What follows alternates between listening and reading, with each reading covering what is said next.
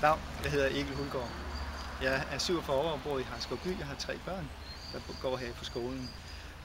Jeg stiller op til byrådet for første gang, og det gør jeg på baggrund af de meritter, jeg har opnået, eller det jeg har opnået i forbindelse med mit arbejde med den lokale medborgerforening HNB.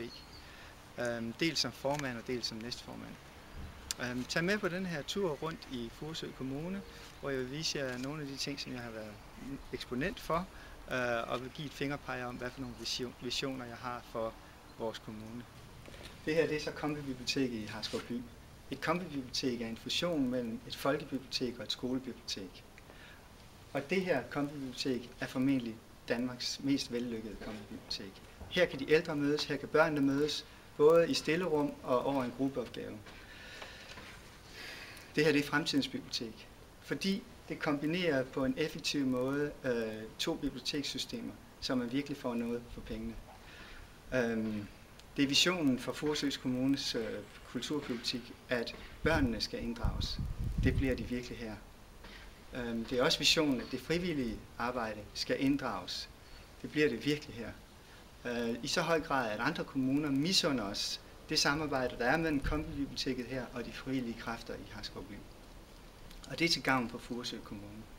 Så udadtil er det en succes. Indadtil så skal vi kæmpe for ved hver eneste budgetbehandling beskæringer eller trussel om lukning af biblioteket. Indtil videre har det lykkedes at holde biblioteket åbent, og jeg vil kæmpe for, at det bliver ved med at blive åbent. I 2003 blev Farum og Værløse lagt sammen. Jeg var dengang med til at arrangere fakkeloptog i Værløse med sloganet nej til tvang. Det er vigtigt at sige, at det ikke var et nej til Farum. Det var et nej til tvang. Det var et nej til at tvinge 2 kommuner sammen på uretfærdige præmisser. Og historien har jo givet os ret. Vi har i dag stadigvæk 2 kommuner, men med 1 byråd. Og der kæmpes mellem Farum og Værløse.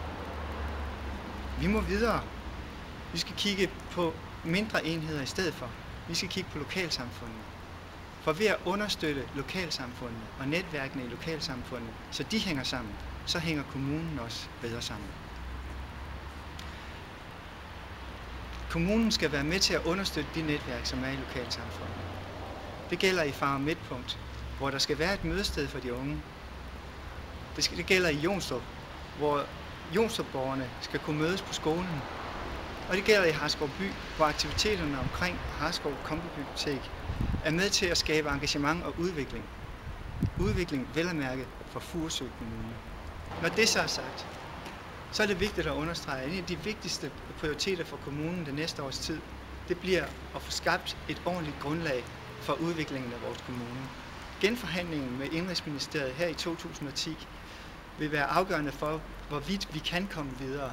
Og kommunen skal være top forberedt til at komme ind og give Indenrigsministeriet det bedste modspil overhovedet, så vi kan få skabt et sikkert grundlag for Furesø Kommune. Her står vi ved Birkevang. Birkevang er naturskønt. Der ligger en sø lige hernede. Der ligger en skov herovre i baghaven. Og for 5 år siden der var der også en naturperle her. I dag er det bygget med rækkehuse, også rækkehuse. Og selvom husene i og for sig er pæne nok og dejlige som de er, så kunne den her grund være udnyttet bedre.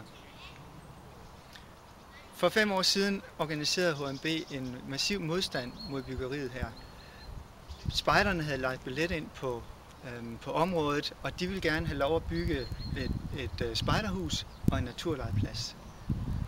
Det kunne have været skønt. Det ville have været udvikling og ikke afvikling. Så når du stemmer den 17. november, så stem personligt. Stem på en, som du ved står for at udvikle i stedet for at afvikle kommunen.